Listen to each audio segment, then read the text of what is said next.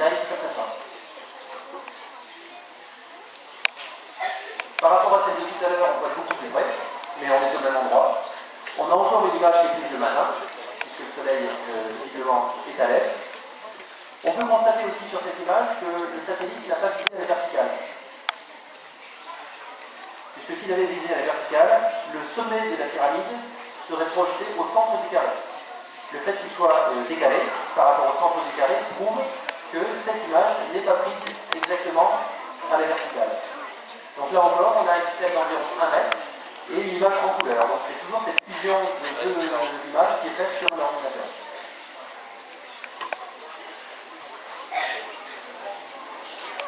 Toujours la même technologie. Là, on est dans le quartier de la Défense, à Paris. Vous avez la grande arche de la Défense, qu'on voit dans le prolongement des Champs-Élysées. C'est cette espèce de tube qui est à gauche, qui est un objet relativement haut, puisque d'après l'ombre qu'il projette, je vois qu'il a une certaine hauteur. Je ne peux pas mesurer sa hauteur à partir de l'ombre, parce qu'il me manque une information. Il me manque une information sur la date et l'heure où le satellite est passé. Et si vous me donniez la date et l'heure où le satellite est passé, je pourrais calculer, grâce à la longueur de l'ombre, la hauteur de l'arche de la Défense.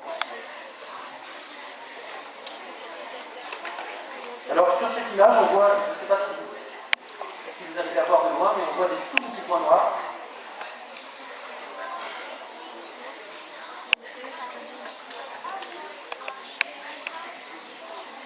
Ce sont des piétons. Alors vous avez un pixel d'1 mètre, et vous voyez un piéton, vous avez un pixel noir qui indique un piéton. Alors est-ce que ça veut dire que le piéton il remplit un pixel d'1 mètre sur 1 mètre? Je vais me dire, il faut être très gros pour remplir un pixel d'1 mètre sur 1 mètre. 1 mètre c'est ça à peu près. En fait, on n'est pas obligé de remplir un pixel d'1 mètre sur 1 mètre. Il suffit de se trouver à l'intérieur de ce pixel, qui fait 1 mètre sur 1 mètre, pour que la réponse que ce pixel renvoie au satellite eh bien, soit différente de celle des pixels voisins. Les pixels voisins, c'est juste du béton, c'est du débit très clair. Il suffit qu'il y ait un piéton à l'intérieur d'un pixel, même s'il ne remplit que 25 ou 50% de la surface de ce pixel, eh bien sa présence suffit pour que le pixel d'1 mètre carré soit modifié, et donc on est capable de le détecter dans l'image. Donc dire qu'avec un pixel d'1 mètre, je ne peux pas voir des objets de moins d'1 mètre, c'est faux. Je peux détecter des objets qui sont plus petits que le pixel. Par contre, je ne connais pas leur taille, je ne sais pas s'ils occupent un quart ou la moitié de ce pixel.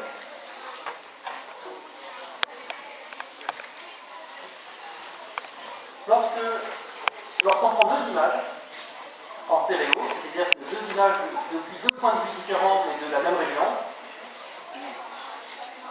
eh bien, on peut fabriquer la troisième dimension, donc non seulement la percevoir visuellement mais aussi la mesurer. Et il est très facile, grâce à des logiciels de photogrammétrie, c'est le nom de cette technique, de plaquer sur l'image de relief l'une des deux images qui a servi à fabriquer ce relief. Donc là, vous avez la ville de Nice, vous voyez l'aéroport qui est au niveau de la mer, et donc vous voyez les collines, alors qui sont un petit peu exagérées. Ce n'est pas une photo prise du sol, hein, ce sont des images satellites, et donc ce relief, il est complètement imaginaire, c'est-à-dire que lorsqu'on l'a calculé, il est calculé, le ciel qui est derrière n'existe absolument pas, hein, c'est un bleu fabriqué, et donc la personne qui a utilisé le logiciel de photogrammétrie pour mettre en relief cette image, eh bien, a choisi un point de vue, a décidé de viser avec un angle de je ne sais pas combien de degrés, dans une certaine direction, et on peut de cette façon-là, je n'ai pas les moyens sur cet ordinateur de vous montrer une vidéo, mais on peut très bien simuler un survol à partir de vraies images, mais la simulation, elle, correspond à des images de synthèse. Voilà, dans une région un peu moins organisée, le même principe. Deux images permettent de construire le relief, et donc, ce relief, on plaque dessus l'une des images. Alors toutes ces images, même lorsque le satellite est daltonien, elles utilisent de la lumière du soleil. Donc même si ce n'est pas de la lumière visible, celle que nos yeux sont capables de détecter, ça peut être de l'infrarouge, mais c'est toujours de la lumière du soleil. Maintenant, je voudrais vous montrer un cas un peu particulier d'images qui sont produites avec d'autres longueurs d'onde, avec d'autres moyens physiques. Et en particulier, des images prises avec un radar. Alors un radar, vous avez tous entendu parler de cet instrument qui terrorise les automobilistes. Un Un radar, c'est un instrument qui envoie des ondes. Alors, ce n'est pas n'importe quelles ondes, ce sont des micro-ondes. Les micro-ondes, vous les avez dans les fours à micro-ondes, et vous les avez sur les téléphones portables. Ce sont des ondes de longueur d'onde, quelques centimètres. Ce sont des ondes très dangereuses. Alors, les téléphones portables, il y a toujours une controverse, parce qu'évidemment, il ne faudrait pas trop inquiéter, il y a quand même des intérêts énormes en jeu. Mais ce sont des ondes qui sont dangereuses. Le four à micro-ondes, le problème ne se pose pas parce qu'il faudrait mettre sa tête dans le four avant de fermer la porte. En général, on ne le fait pas.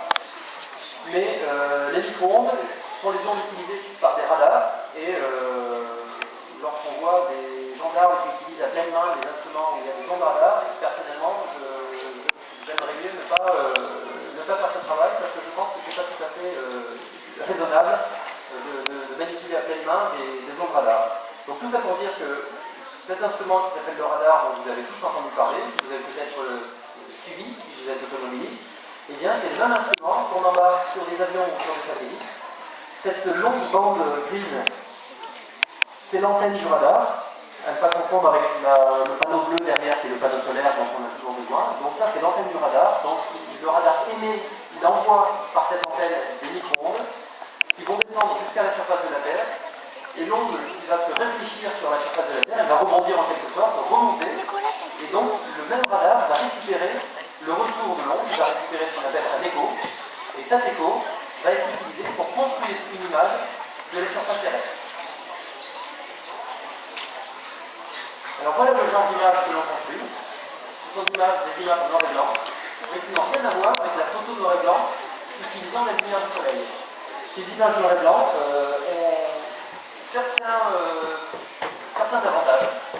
Premier avantage, le plus décisif de tous, les micro-ondes passent à travers les nuages et en grande partie à travers la pluie.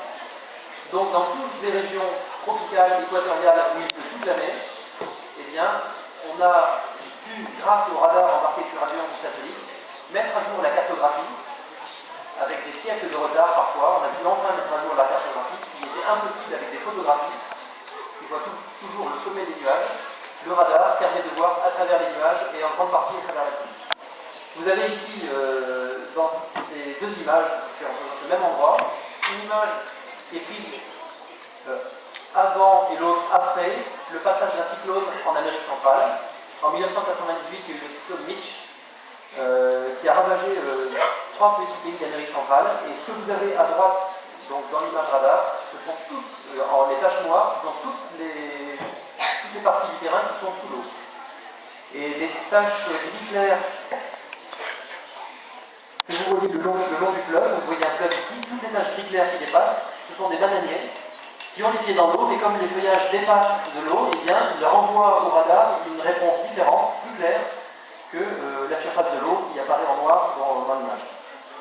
Et donc ces images ont été utilisées, ont été financées par l'Europe pour pouvoir faire des diagnostics très très vite, parce que dans ce genre de situation, vous imaginez bien qu'il y a des villages qui sont coupés du monde, plus de téléphones, des ponts emportés, et donc on ne sait même pas dans chaque village quelle est la situation, qui est inondé, etc. Donc on utilise des images radar, parce que les images optiques, celles qui utilisent la lumière, sont à peu près inefficaces lorsqu'il y a des intempéries à cause des nuages et de la pluie. Un autre avantage qu'elles ont, c'est qu'elles sont extrêmement sensibles au relief. Vous avez à peu près la même impression que sur une surface rugueuse qui serait éclairée de côté. Le radar a cette vertu de pouvoir mettre en évidence le relief et d'offrir une cartographie du relief relativement précise. Il y a pour cela différentes techniques, dont une tout particulièrement qui s'appelle l'interférométrie, qui consiste à utiliser deux images acquises depuis deux orbites très très proches et utiliser un traitement un petit peu particulier. Je vais revenir en arrière. Un traitement un petit peu particulier qui met en évidence des franges d'interférence qui montrent très exactement le relief. Donc là, vous avez comme des courbes de niveau. Chaque couleur, c'est une altitude. Et donc, on peut calculer le relief de cette manière-là. Une image radar que je vous montre ici. Alors peut-être que certains d'entre vous vont reconnaître dans quelle région on se trouve. C'est un peu marqué en haut. C'est le détroit de Gibraltar. Vu par un radar qui éclaire d'ouest en est, comme vous pouvez le voir sur les reliefs. Vous voyez en blanc des eaux agitées. Vous avez en noir des eaux calmes. elles sont calmes parce qu'elles sont protégées par ce relief des vents qui viennent de l'ouest. Et vous avez ici ces espèces d'arcs de cercle que l'on appelle des ondes internes, qui sont dues au fait que l'Atlantique se déverse dans la Méditerranée. C'est comme deux bassins, deux baignoires, dont l'une transfère de l'eau vers l'autre, c'est toujours en sens unique. Donc les eaux de l'Atlantique se déversent dans la Méditerranée, et c'est ce qui crée ce phénomène qui produit en surface de toutes petites ondulations qui sont imperceptibles avec de la lumière visible, mais auxquelles le radar est très sensible. Alors l'étude des ondes internes est quelque chose de très bien maîtrisé, pour une raison particulière, c'est que lorsqu'un sous-marin se déplace sous l'eau, il produit en surface des ondes internes que seul le radar est capable de voir avec une bonne qualité, et donc dans tous les pays du monde, les ministères de la Défense, le service de l'armement, ont financé avec des gros moyens des études scientifiques qui cherchent à mettre en évidence les ondes internes à partir de tous les moyens possibles, en particulier le radar.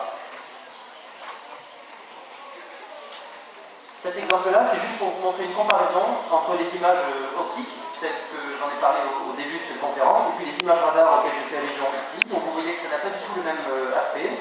Donc dans l'image de gauche, c'est en noir et blanc, mais c'est le même principe de vision que nos yeux. C'est-à-dire que ce qui est blanc, ce sont les objets clairs, ce qui est noir, ce sont les objets sombres.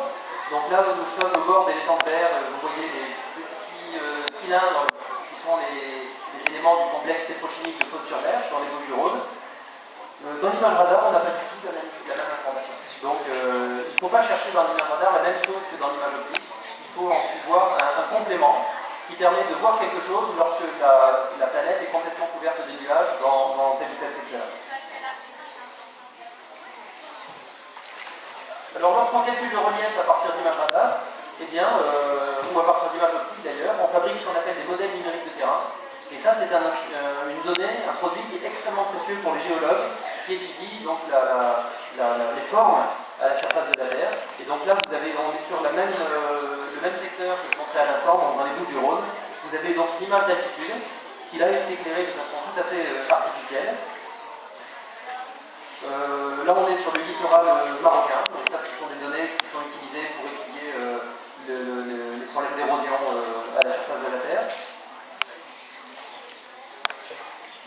Là, on est dans une région que je montrais tout à l'heure sur des images satellites, puisqu'il s'agit de la Guyane française.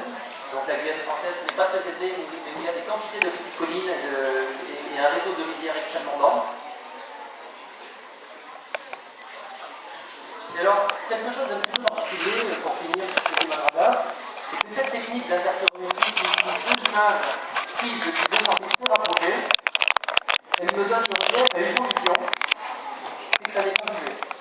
C'est que la Terre n'est pas bougée. Par contre, il suffit qu'il y ait eu un petit affaissement, un petit glissement du terrain, une petite déformation de l'écorce terrestre comparable à la longueur d'onde du radar, c'est-à-dire, j'ai dit tout à l'heure, quelques centimètres, pour que cela soit détecté de façon très efficace. Cette image que vous avez ici est obtenue à partir de deux images radar prises en Iran, avant et après un violent séisme, le séisme de Van en 2003. Et donc tout ce que vous voyez, ces espèces de franges, eh bien, chaque frange représente un effondrement de la moitié de la longueur d'onde, c'est-à-dire environ 3 cm. Et donc lorsque vous partez de l'extrémité qui n'a pas bougé, et que vous vous rapprochez du centre du phénomène, eh bien, à chaque frange où vous avez toutes les couleurs de l'arc-en-ciel qui défilent, vous comptez les franges et à chaque fois vous rajoutez 3 cm. Et donc au fond de cette espèce de système de cercle concentrique, eh bien, vous avez la partie qui s'est complètement effondrée. Alors ce qui est amusant, c'est que les deux systèmes de franges que vous avez côte à côte, qui ont un peu la forme d'un papillon, eh bien, sont inversés. Les franges tournent, les couleurs tournent en sens inverse, ce qui veut dire que d'un côté c'est monté et de l'autre côté c'est descendu. Avant d'avoir cette technique-là, la solution qu'on utilisait, c'était de placer des récepteurs GPS qui donnaient les positions avec une grande précision, avec une précision de l'ordre d'1 centimètre. Alors 1 centimètre, c'est plus petit qu'une pièce d'1 centime. Une pièce d'1 centime, c'est 1 centimètre et demi. Donc c'est quand même très précis. Le problème des récepteurs GPS, c'est qu'on en est par exemple un tous les kilomètres, mais entre deux récepteurs, entre deux instruments, on ne sait pas ce qui s'est passé. L'avantage des images qu'on utilise depuis les satellites, c'est qu'on a une information continue qui couvre toutes les régions. Alors quelques exemples aussi pour montrer d'autres possibilités de suivi de catastrophes. Là vous avez le fameux volcan islandais qui a paralysé toute l'Europe l'année dernière. Donc vous voyez l'Islande ici dans ces tons un petit peu rouges. Vous avez des nuages en blanc, et puis en gris, sous les nuages atmosphériques, vous avez ici en gris le panache de cendres qui se diffuse à partir de l'Islande et puis qui ensuite se dilue. Au bout d'un moment, on ne le voit plus parce que c'est trop dilué. Évidemment, il semble que ça soit malgré tout suffisant pour perturber les réacteurs des avions. Mais donc là, les satellites permettent un suivi de ce phénomène atmosphérique. Et puis là, vous avez eu des inondations catastrophiques au Pakistan, il n'y a pas très longtemps non plus, donc vous voyez tous ces débordements que l'on peut suivre également dans les images satellites. Alors, juste pour information, vous voyez ici, toujours, les petites taches blanches qui correspondent aux nuages. Alors, question que je pourrais poser, à quoi correspondent les petites taches noires qui se trouvent à côté? Ce sont les ombres des nuages, et donc ça vous permet de savoir à quelle heure l'image a été prise, puisque ça donne une indication approximative de la position du Soleil au moment de l'acquisition de l'image. Alors, pour terminer, je vous disais tout à l'heure en préambule que dans les images, on voit des phénomènes naturels et on voit des phénomènes artificiels. Alors, la question qui a été posée quelquefois, c'est est-ce qu'à partir des images radar, on peut faire de la démographie? Donc là, on va oublier la géologie et les sciences de la Terre, et la question qu'on se pose, c'est est-ce que je peux faire de la démographie, c'est-à-dire compter les êtres humains, à partir d'images satellites? Vous avez vu tout à l'heure que le mieux que je puisse faire, c'était de détecter des petits points noirs qui correspondent à des piétons sur le parvis de la Défense. Mais regardez le nombre que nous sommes dans cette pièce, nous sommes sous un toit. Et de la même façon, la plupart des habitants de la planète, à un moment donné, sont cachés sous un toit, ou bien sont trop petits pour qu'on les voit. Donc, voir les personnes, il ne faut pas y compter. Et lorsque vous regardez, vous voyez des films à la télévision ou au cinéma, où on voit par satellite, on reconnaît une personne, ça ce sont des mauvais films qui ont aussi l'arrière-pensée de vous faire croire que de toute façon c'est pas la peine de se cacher puisqu'on vous verra. Ne vous inquiétez pas, vous pouvez continuer à vous cacher, on peut ne pas vous voir dans les images satellites, c'est pas si extraordinaire que ce qu'on peut vous raconter. Donc on ne peut pas voir, on ne peut pas compter la population à partir des images satellites. Par contre, la présence de la société humaine sur un territoire donné crée des traces, laisse des traces, et ce sont ces traces qu'on peut voir, et donc de façon indirecte, on peut estimer l'importance d'une activité humaine. Dans cette image que je montre ici, alors ce n'est pas une image prise depuis un satellite, c'est une mosaïque d'images, c'est un ensemble d'images mises bout à bout, puisque vous voyez que ça couvre toute la planète, et que bien évidemment, un satellite n'est que d'un côté, et donc serait donc incapable, dans une image, de voir toute la planète. Donc en mettant bout à bout des images de toute la planète, on a ici des photos prises de nuit. Et donc ce qu'on voit ici, ce sont les lumières. Ce sont les lumières nocturnes. Et donc l'information que ça nous donne, c'est l'intensité lumineuse dirigée vers le ciel. Alors vous savez qu'il y a des tas de réflexions pour essayer de pratiquer plus intelligemment les éclairages nocturnes pour éviter d'éclairer le ciel et d'éclairer plutôt la surface de la Terre. Eh bien, tout ce que vous voyez là, c'est toute l'énergie que l'on envoie vers le ciel. Alors ça représente deux choses. Ça représente effectivement la démographie, puisque dans les régions peuplées, il y a plus de lumière que dans les régions non peuplées. Mais il y a aussi un deuxième aspect qui est très important, c'est la quantité d'énergie dépensée, j'oserais presque dire gaspillée, par habitant. Et vous voyez en particulier que les grandes villes d'Afrique éclairent beaucoup moins le ciel que les grandes villes du Japon, d'Europe ou de la côte ou des côtes américaines. Donc l'intensité lumineuse que je vois me donne deux informations, la démographie et en quelque sorte la richesse matérielle du pays. J'ai également des traces qui sont liées aux activités humaines, en particulier ici j'ai une image qui me montre l'impact de la déforestation. Alors ça c'est une image à champ très large, c'est-à-dire je n'ai pas un tout petit pixel, j'ai au contraire une image très grande, dont je ne montre ici qu'un petit extrait. Un pixel sur cette image fait 1 km. Et cette espèce de grande cicatrice que vous voyez, on dirait un squelette de poisson, eh bien c'est la déforestation amazonienne, c'est-à-dire tout ce qui s'est passé lorsque le gouvernement fédéral brésilien a tracé sur les cartes des lignes en disant voilà, le long de ces lignes, on va construire des routes et les gens vont pouvoir s'installer, on va vendre des terrains, etc. Lorsque vous construisez une route et qu'il y a des gens qui ont faim, inévitablement, dans l'année qui suit, c'est défriché et il y a des cultures. Ça c'est automatique, donc c'est une déforestation qui est organisée. phénomène est trop régulier pour être le fruit du hasard, c'est organisé par un gouvernement, donc des populations s'installent, et le long de cette ligne verte ici, vous avez une route qui s'appelle la Transamazonienne qui traverse l'Amazonie. Vous avez ce grand ruban noir qui est un fleuve, et ces filaments blancs qui sont des nuages.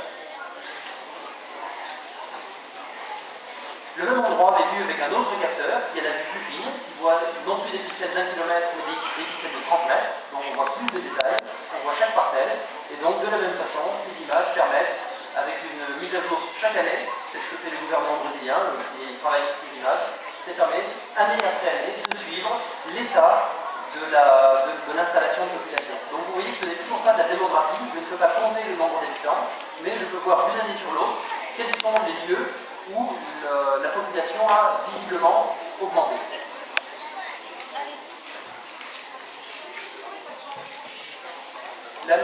Les dessins qui sont formés par cette occupation de l'espace par la population sont également des sources d'informations très intéressantes. Je vais commencer par l'image de droite, qui est encore une petite ville d'Amazonie, et là vous avez le tracé typique des villes américaines, nord ou sud-américaines, en forme de damier, à angle droit. Et alors, si je reviens maintenant vers l'Amérique du Nord, vous voyez à gauche, avec un satellite bactérien, comme j'ai dit tout à l'heure, quelque chose de tout à fait spectaculaire. Vous avez dans une région où il y a le même climat, où il y a le même sol, la même qualité de sol pour l'agriculture, vous avez néanmoins deux parties très nettes dans cette image. Vous avez au nord ces grandes parcelles, bien organisées, et au sud ces petites parcelles un petit peu désordonnées. Et la ligne qui sépare ces deux ensembles, c'est tout simplement la frontière États-Unis-Mexique. Donc je n'ai pas besoin d'aller voir sur une carte cette frontière tracée par des administrations. L'image satellite me montre de façon extrêmement claire la frontière entre les États-Unis et le Mexique. Cet exemple montre que lorsqu'un pays pratique une certaine politique agricole, fiscale, une certaine façon de partager le terrain, une certaine façon de faire payer des impôts, etc., ça a automatiquement une influence sur la manière dont les paysages sont organisés. Et l'image satellite que l'on prend sur un pays lointain nous aide, pour nous qui sommes des professionnels de cette information, nous aide à voir si un pays, par exemple, est en train de sortir du sous-développement.